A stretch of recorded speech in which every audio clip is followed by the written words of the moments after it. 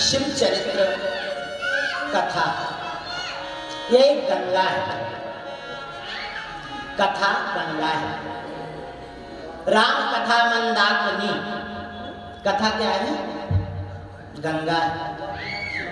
और एक बात मैं आपको बताऊं, ये जो कथा गंगा है ना, गंगा में हम लोग डुबकी लगाते हैं। क्यों जी? छिपरा जी में तो आप लोगों ने सुबह बड़े पावनता से स्नान किया, कितना भव्य स्नान हुआ, 10 विधि स्नान, प्रायश्चित कर्म। कथा भी ऐसे ही गंगा है। और एक बात बताऊं मैं आपको, उस गंगा से, भागीरथी गंगा से कथा की गंगा बहुत श्रेष्ठ है।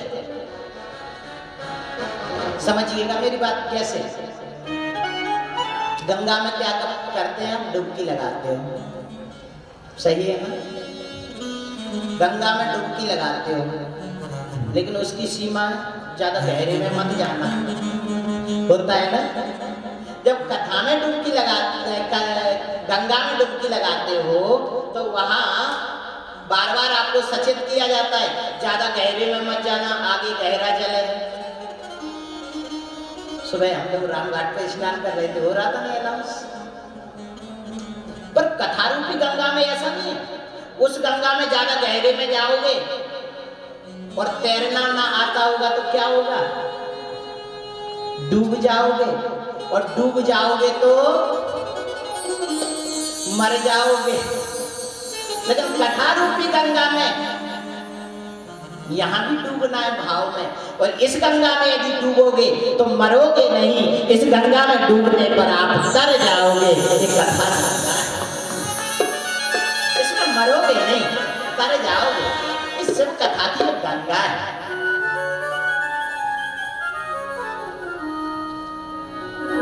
मैया एक बात आपको बोलूं, गंगा का धरातल पर यदि प्रादुर्भाव हुआ तो भोलेनाथ की जटा से हुआ है ना? भोलेनाथ की जटा से गंगा आई दुनिया के पास। और ये कथा गंगा, भाई ये रामचरितमानस से हम कथा का आनंद ले रहे हैं। ये कथा गंगा कहां से आई? किसने लिखी ये रामचरितमानस? रामायण किसने लिखी? आप कहें तुलसीदास जी ने? नहीं, तुलसीदास जी से पहले किसी ने लिखी थी। किसने लिखी? वाल्मीकि जी ने। और ओ मैया वाल्मीकि जी से भी पहले लिखी, रचि महेश निज मानस राखा। सबसे पहले यह कथा रूपी गंगा बाबा भोलेनाथ ने रचना की और सबसे पहले मां पार्वती को ये कथा गंगा सुनाई। ये पावन गंगा है। एक बात बताऊं, ये गंगा की और महिमा है।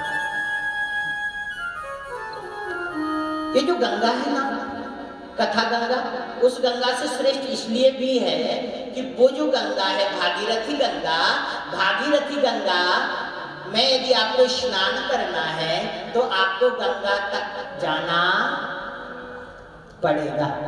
गंगा आपके घर आने वाली नहीं है ना।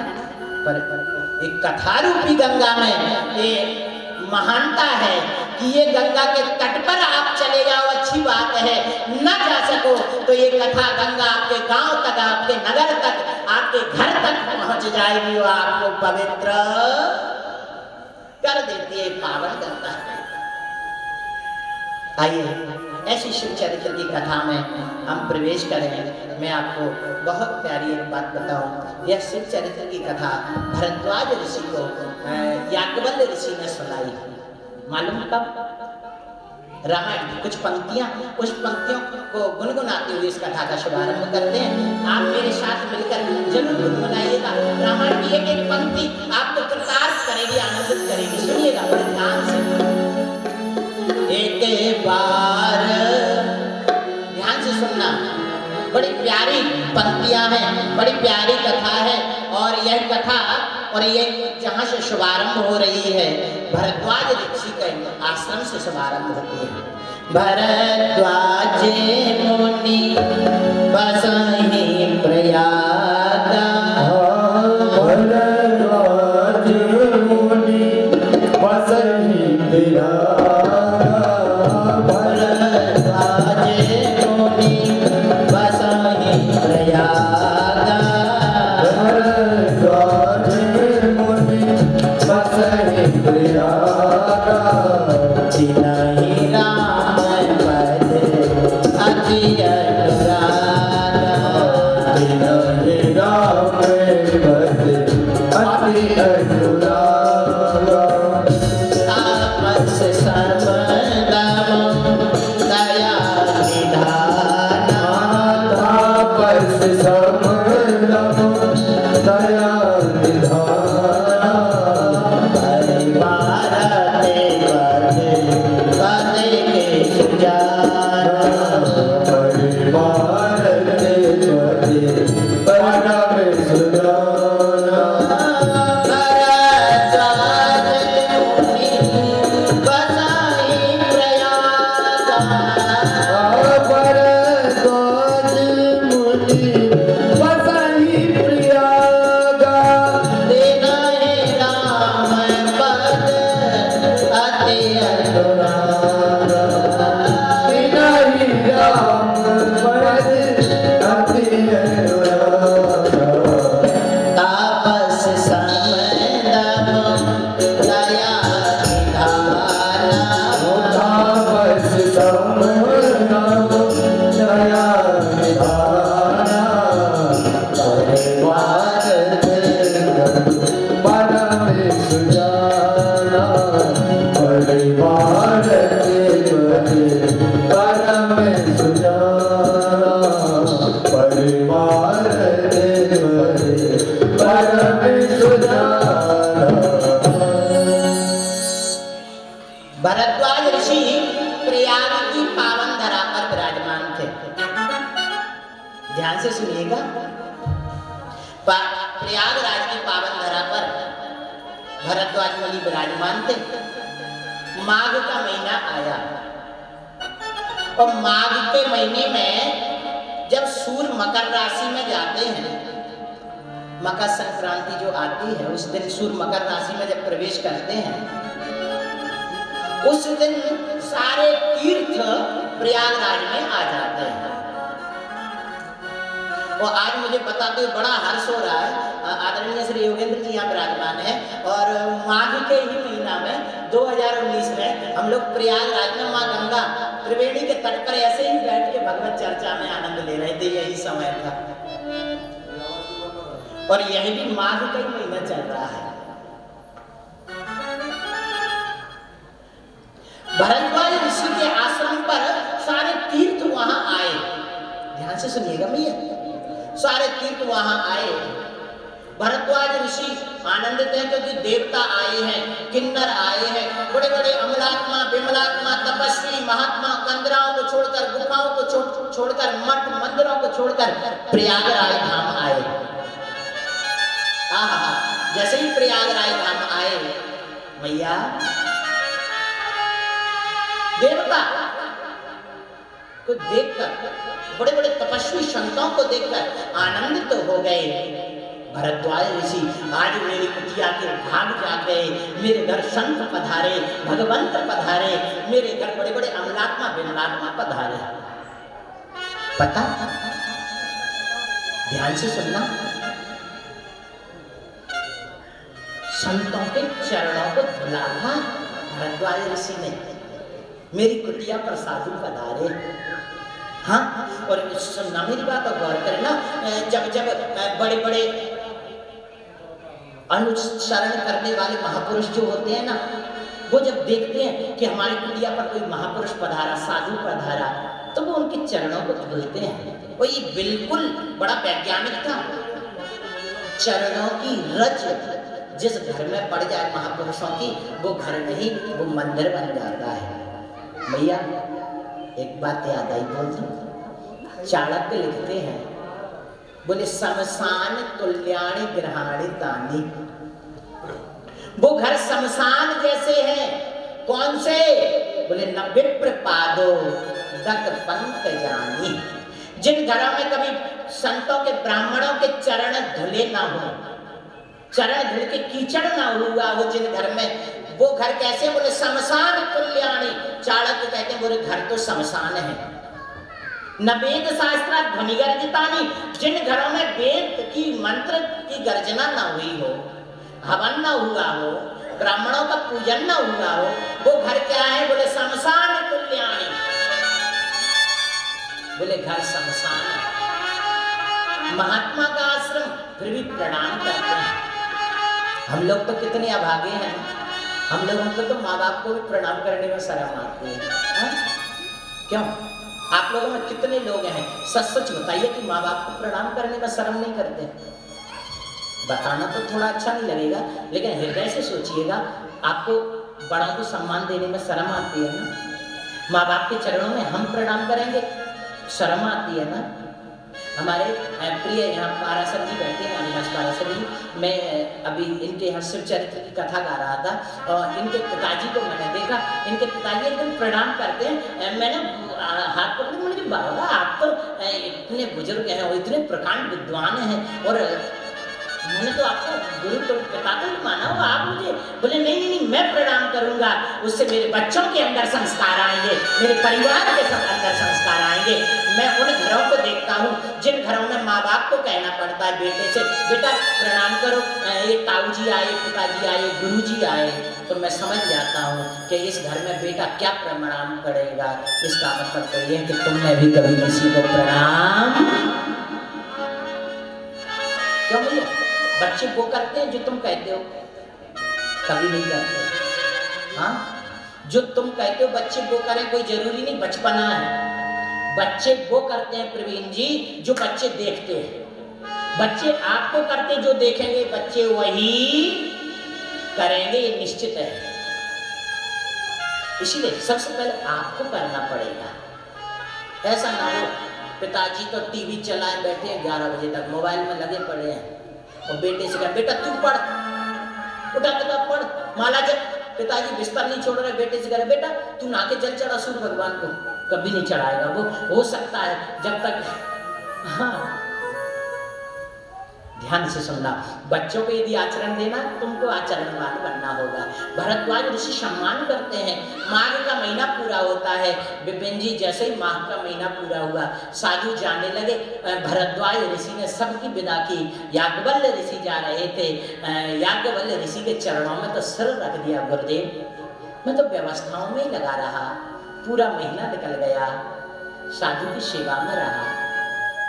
आज समय था कि मैं आपसे कुछ जानूं, कुछ पूछूं। एक बात ध्यान से सुनना मेरी। दुनिया में 3 चीजें दुर्लभ है, शंकराचार्य जी महाराज ने लिखा। नंबर 1 क्या दुर्लभ है? बोले सज्जनों की संगति। सज्जनों की संगति बड़ी दुर्लभ है दुनिया में। अच्छे व्यक्ति आपके मित्र बन जाए, आपके साथी बन जाए, बहुत दुर्लभ है दुनिया में। दुष्टों की मित्रता जल्दी होती है, सज्जनों की नहीं होती जल्दी। हाँ,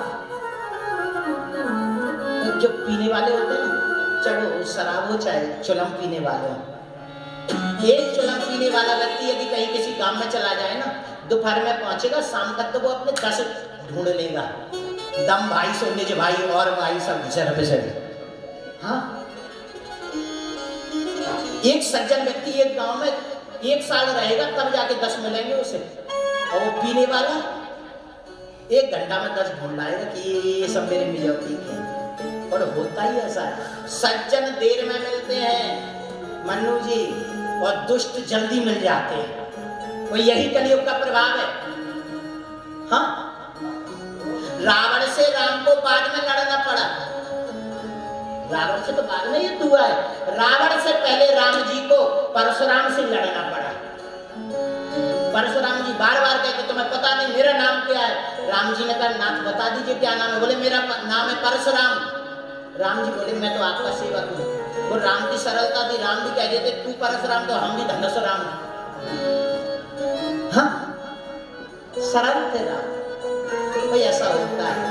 भरद्वाज ऋषि ने याज्ञवल्क्य ऋषि को रोका, नाथ आप रुकिए ना, कुछ दिन रुक जाइए, कुछ क्षण रुक जाइए। महापुरुषों की सन्निकटता कुछ क्षण भी बहुत होती है। शंकराचार्य जी कहते हैं महापुरुषों का सन्निकट बहुत दुर्लभ बात है, लेकिन सच ये है हमारी प्रवृत्ति, हमारा ये वातावरण हमें साधुओं की संगति नहीं लेने देता है। और एक चीज और दुर्लभ है, क्या बताऊं?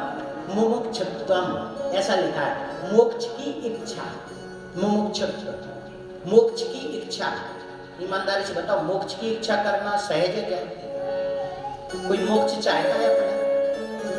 बड़ा सहज नहीं है। धन तो सब चाहते हैं, परिवार सब चाहते हैं, पर मोक्ष नहीं चाहते। भरद्वाज ऋषि ने बैठाला है। याज्ञवल्क्य ऋषि बैठ गए हैं और याज्ञवल्क्य ऋषि से भरद्वाज मुनि ने कहा नाथ एक बात है। बोले क्या? बोले मैं नहीं कहूंगा तो बहुत अकाज हो जाएगा, और कहते हुए मुझे लाज आ रही है, शर्म आ रही है, संकोच आ रहा है, लेकिन गुरुओं से छुपाना नहीं चाहिए, इसीलिए मैं बता देता हूँ। देखो यहाँ एक बहुत अच्छा शब्द दिया, वह शब्द ये दिया, कहत सो मोए लागत भय लाजा। मन्नू जी ये चौपाई बहुत गौर से सुनना और डायरी में लिख भी लेना। भरद्वाज ऋषि कहते हैं, याज्ञवल्क्य ऋषि से कहते हैं भरद्वाज, कहत मोए आगत भय लाजा, कहते कहते मुझे एक तो डर लग रहा है और दूसरा क्या आ रहा है, लज्जा, शर्म आ रही है।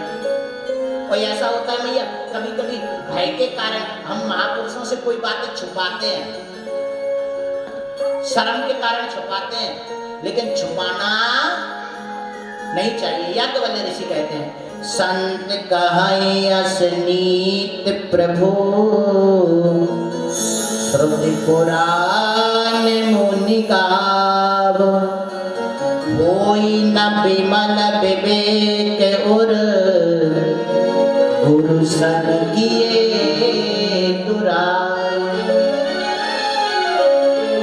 यदि कोई बात तुम गुरु से छुपा लेते हो, अपने से बड़ों से छुपा लेते हो, तो ध्यान से सुनना, वो भय का ही कारण बनेगा। कभी कभी ऐसा हो जाता है, आप लोग गलती कर देते हो और फिर वो गलती अपने माँ से, पिता से या गुरु से छुपाते हो, लेकिन वो गलती जब तक छुपी रहती है बड़ा डर लगता है अंदर से, पता ना चल जाए, उसके बारे में थोड़ी चर्चा चले, शरीर कपने लगता है, मुख की वो प्रतिभा, मुख की वो कांति, प्रसन्नता सब चली जाती है, वो जो छुपाई हुई बातें पता ना चल जाए कहीं, होता है ना, डरते हो ना। ध्यान से सुनना, हो यही विमल विवेक ना, विमल विवेक हो ही नहीं सकता, कब तक? बोले गुरु सन किए दुराब, गुरु से यदि आप कपट कर रहे हो, छुपा रहे हो, तो कभी विवेक हो ही नहीं सकता, सच्ची भक्ति हो ही नहीं सकती, और वो सच्चा व्यक्ति भी नहीं है, मैं तो कहता हूं वो सच्चा शिष्य भी नहीं है जो गुरु से छुपा रहा है। अरे वहां क्या छुपाना, वहां तो सब खुल के बोलिए ना, वहां तो एकदम खुल के बोलिए, जो भी है, क्या संकोच, वो हमारे अपने हैं। और ध्यान से सुनना, जीवन में 3 व्यक्ति कभी किसी का बुरा नहीं चाहते, 3 व्यक्ति कभी किसी का बुरा नहीं चाहते, कठोपनिषद कहता है। कौन कौन? माँ, माँ कभी बेटे का बुरा चाह ही नहीं सकती, बेटा भले बुरा चाहे। आपने सुना होगा एक बेटा किसी प्रेमिका के पागल में, प्रेमिका के प्रेम में पागल हो गया, वो लड़का पागल इतना हो गया कि प्रेमिका से बोल दिया कि जो मांगे मैं दे दूंगा तुझे, बस मेरे से विवाह कर ले। प्रेमिका बोली अपनी माँ का दिल लाके दे दे मुझे, मैं तुझसे प्रेम कर लूंगी, विवाह कर लूंगी। और वो जाता है, माँ से प्रेम से मिलता है, माँ एक बात कहना है, तू अकेले में चल। माँ ने कहा बेटा बोल ना, क्या कहना चाह रहा है बेटा, बता ना।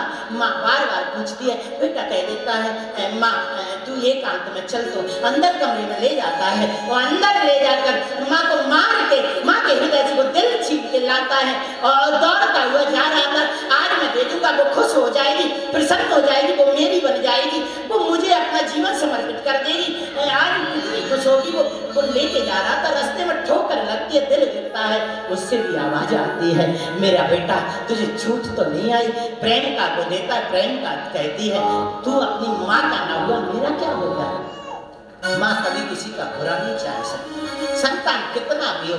शंकराचार्य जी तो कहते हैं कुपुत्रो जायेता क्वचिदपि कुमाता न भवति। पुत्र कुपुत्र हो सकता है, माँ को माता नहीं होती। पहला व्यक्ति है माँ जो कभी बुरा नहीं चाहती, दूसरा पिता। संतान 1000 गलती भी कर देना तो भी पिता कहता है कोई बात नहीं बेटा, गलती हो गई, अब मत करना, मैं हूं ना, तेरा बाप बैठा था, चिंता क्या करता है। तीसरा है गुरु। 1000 गलती करने के बाद भी गुरु एक ही बात कहता है शिष्य से, कोई बात नहीं बेटा, गलती हो गई, कोई दिक्कत नहीं, मैं हूं ना। गुरु सन किए दुराब, गुरु से यदि दुराब करूंगा ये अच्छा नहीं है। और एक बात ध्यान से सुनना माँ, जीवन में गुरु आवश्यक है, बिना गुरु के तो न दान है, न पुण्य है, न पूजा है, न पाठ है। और एक बात और सुनना, श्वेतोपनिषद की, कि जब तक आप गुरु मंत्र नहीं जपते हैं तब तक पूजा करने का भी फल नहीं मिलता। हाँ, कई लोग तो कहते हैं महाराज जी हम तो गुरु बनाना चाहते हैं पर ढूंढ रहे हैं। कब तक ढूंढोगे जी? अच्छा ढूंढो, बोले हम तो सोचते हैं कि गुरु की पहले परीक्षा ले लें तब गुरु बनाएंगे। ओ एक बात बताओ, गुरु की परीक्षा तुम कब लोगे? जब गुरु से ज्यादा ज्ञानी होंगे तभी ना लोगे तुम गुरु की परीक्षा। भाई मास्टर परीक्षा कब लेता है? मास्टर कब परीक्षा लेता है बच्चों की? जब बच्चों से ज्यादा जानता है ना शिक्षक, तभी तो वो परीक्षा लेता है।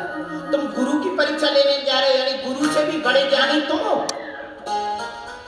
ध्यान से सुनना, ये परीक्षा का विषय नहीं है। भागवत में सुखदेव स्वयं गुरु बनकर, भगवान बनकर प्रकट हुए थे गुरु के रूप में, लेकिन परीक्षक ढूंढने नहीं गए थे, वो तो अधिकारी बन गए थे। और स्वयं सुखदेव जी ढूंढते हुए आ गए थे। गुरु को ढूंढने नहीं जाना है, बस एक ध्यान रखना, जीवन में महापुरुष देखे समझ लेना यही गुरु है, परमात्मा का रूप है। और ध्यान से सुनना, गुरु क्या करता है? गुरु कोई सृष्टि नहीं बदलता भैया, मैं कई बार सुनाता हूँ, गुरु दृष्टि बदलता है मात्र। सृष्टि तो जैसी है वैसी ही चलेगी, सृष्टि तो परमात्मा नहीं बदल पाए, इंसान की तो बात छोड़ो, ये तो ऐसे ही चलेगी। गुरु क्या बदलता है पता नहीं है, दृष्टि बदलता है। आपने सुना होगा एक गधा था, एक गद्दी का गधा था, उस गधे ने खूब खाई। बैसाख का महीना आ गया, जेठ का, हरी घास सूख गई, सूखी घास भला कभी खाया नहीं था वो, अब सूखी घास देखे वो दुखी हो जाए ना खाए, मालिक खूब खिलाए उसे सूखी घास, गणेश जी खाने को तैयार नहीं हो। वो जो था वो सूखने लगा। एक दिन किसी साधु के पास गया, महाराज मैं क्या करूं, वो हरी घास तो खा लेता था, सूखी खाता ही नहीं है। साधु ने कहा चिंता मत कर, तू गुरु के शरण में आया है, घास हरी तो नहीं हो सकती लेकिन दृष्टि बदल सकता है। बोले कैसे? बोले इसे हरे रंग का चश्मा बांध दो, और उसकी आंखों पर हरे रंग का चश्मा बांधा और वो सूखी घास को हरी हरी दिखी और भर पेट खाया। 4 दिन में तो वो तंदुरुस्त हो गया। बस गुरु इतना ही करता है, दृष्टि बदल देता है, सृष्टि तो बदली नहीं जाती। अरे सतगुरु क्या करते हैं? सतगुरु आपकी वाणी ही तो बदलते हैं। मेरे सतगुरु दीन दयाल कागते हंस बनाते हैं। गुरु का जीवन में इतना ही है, वो जीवन को मार्गदर्शक। और एक बात मैं आपको बताऊं, विधर्मियों ने तो गुरु पद का बड़ा बुरा अर्थ निकाल लिया। वो लोग तो गुरु को ही अरे शिष्य की ये श्रद्धा है कि वो गुरु को भगवान माने, पर गुरु का नहीं है कि वो खुद ही भगवान बन जाए। आजकल तो गुरु ही भगवान बन के बैठ गए सरकार। यहाँ तक स्थिति बन गई कि कितने गुरु भगवान बने और वो भगवान जाके जेल में पहुंच गए। ध्यान से सुनना, गुरु का मतलब केवल मार्गदर्शक है, भगवान से जोड़ने वाला हो गुरु। बड़ा प्यारा भाव किसी ने गुनगुनाया, 2 मिनट गुनगुना देते हैं, बड़ा प्यारा भाव। मेरे सतगुरु दीन दयाल कागते हंस बनाते हैं, मेरे सतगुरु दीन दयाल काग से हंस बनाते हैं, मेरे सतगुरु दीन दयाल कागते हंस बनाते हैं, मेरे सतगुरु दीन दयाल काग से हंस बनाते हैं।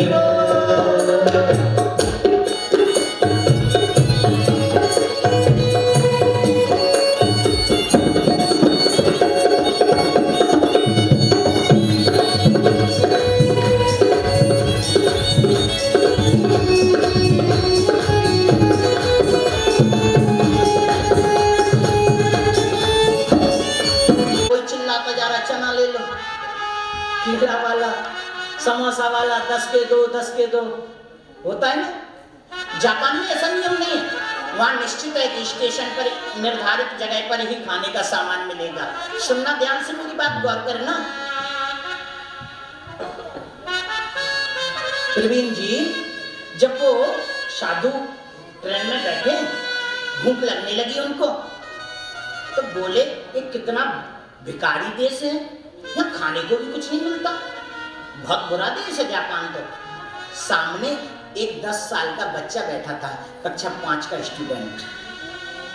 वो बच्चा जैसे ही सुनता है ना, बच्चा तुरंत कहता है क्या आपको भूख लगी है? हाँ।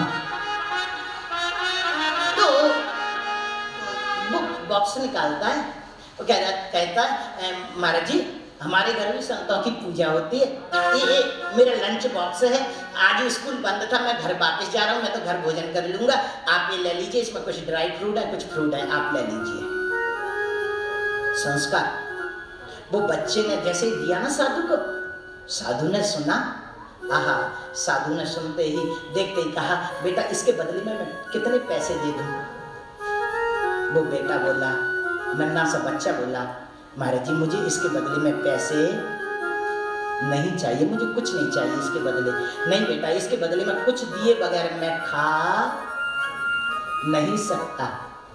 पता जैसे ही ये बोला ना वो बालक, तो क्या बोले वो?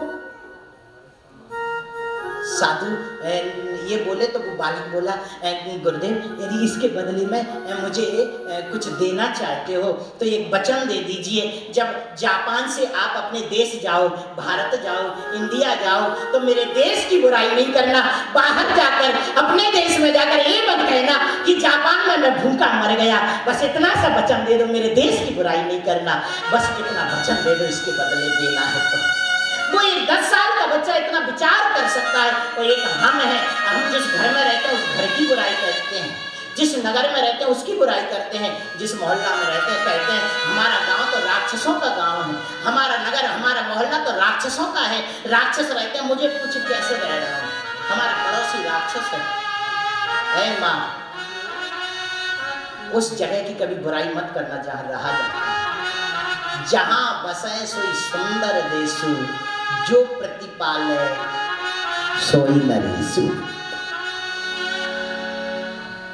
जननी जन्मभूमिश्चा स्वर्गादपि गरीयसी।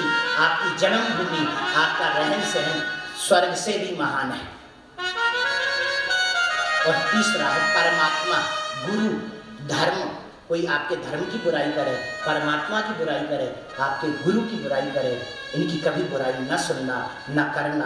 पहला पति की बुराई कभी न करना, पत्नी की बुराई भी नहीं करना।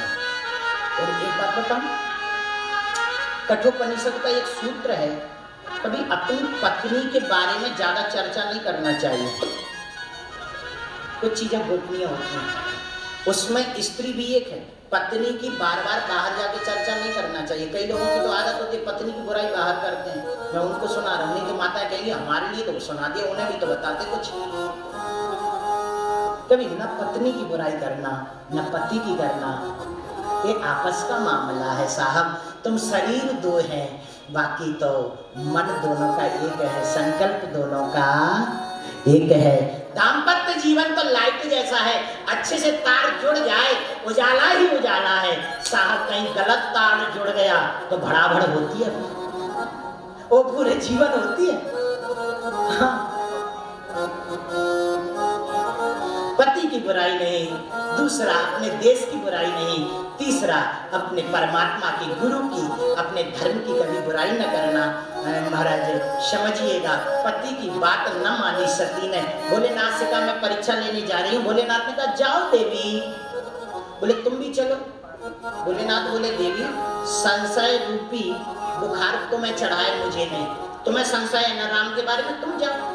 जिसको बुखार चढ़ता है इंजेक्शन उसी को लगता है। पत्नी को बुखार चढ़ा, पति से कहा तुम भी इंजेक्शन लगवाओ ना, प्रेम करते तुम भी लगवाओ एक इंजेक्शन।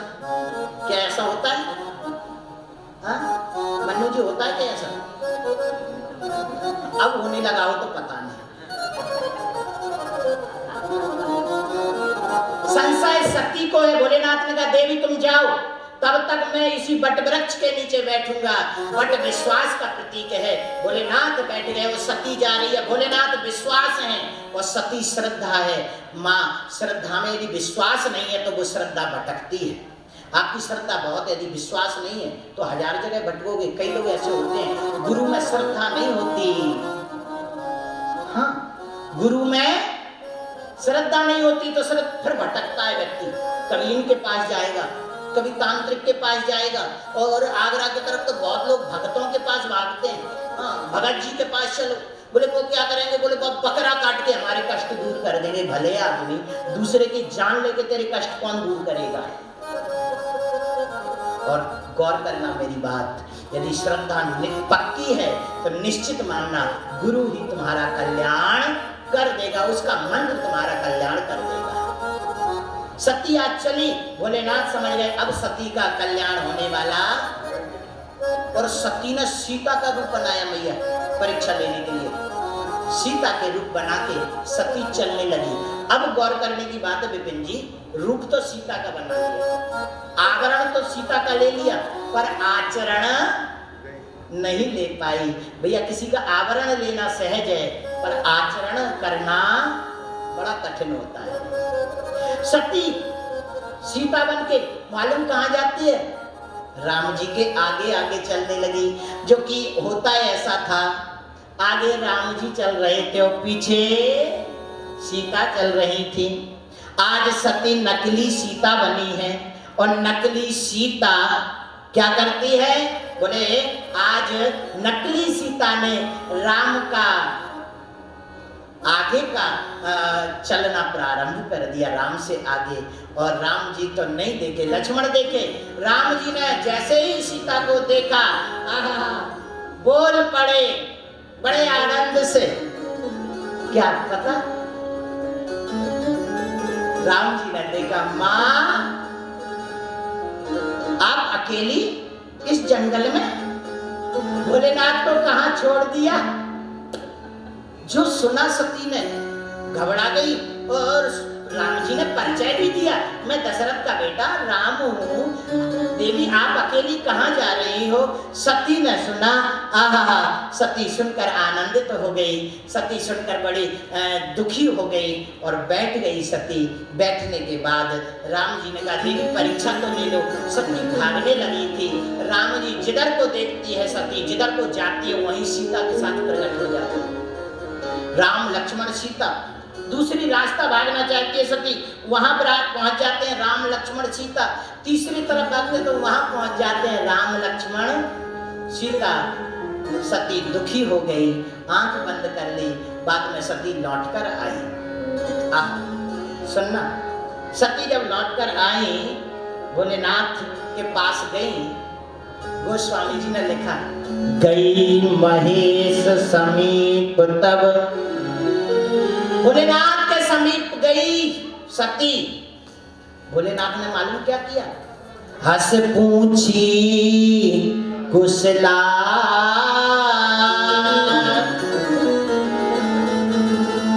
हंसकर कुशलता पूछी, तुम ठीक तो हो? अरे एक बात बताओ, आपका कोई व्यक्ति थोड़ी देर के लिए बाहर चला जाए फिर आए, तो आप ये पूछोगे ठीक हो कि नहीं? ये तो कोई पूछने नहीं बनता, क्योंकि वो 2 मिनट के लिए तो दूर गया था। लेकिन भोलेनाथ को पता है कि अब सती ठीक नहीं है। हंस पूछी कुशलात, देवी लीन परीक्षा कवन विधि, कहु सत्य सब बात। देवी तुम गई थी परीक्षा लेने, परीक्षा ली तुमने?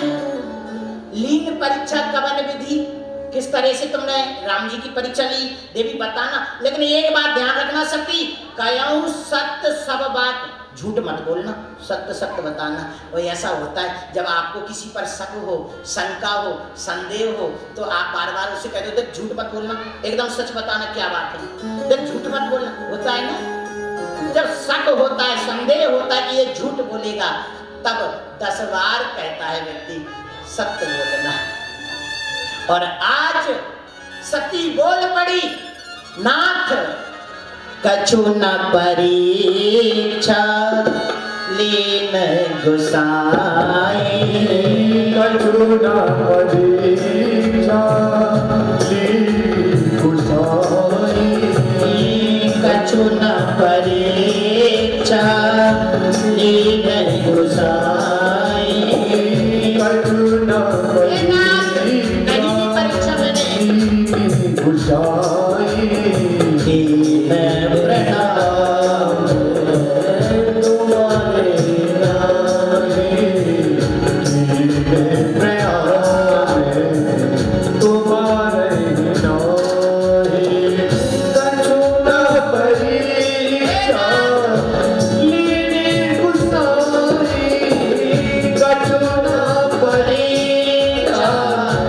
लीन गुसाई, कीन प्रणाम तुम्हारे नामे, कछु न परीक्षा लीन गुसाई, कीन प्रणाम तुम्हारे नामे, हाँ तुम्हारे नामे, हाँ तुम्हारे नामे। हे देवी मैंने सच सच बताना कैसे परीक्षा ली? सती बोली कछु ना परीक्षा लीन गुसाई। हे नाथ मैंने कोई परीक्षा नहीं ली, झूठ बोल नहीं सकी आज भोले बाबा से। और ध्यान से सुनना, बोले बाबा, बोले देवी परीक्षा नहीं दी तो गई किस लिए थी तू? परीक्षा लेने तो तू गई थी, पर गई किस लिए? सती बोली, कीन प्रणाम। बोले मैंने तो प्रणाम किया। आपने प्रणाम किया कैसे? बोले तुम्हारी ही नाई जैसे सदा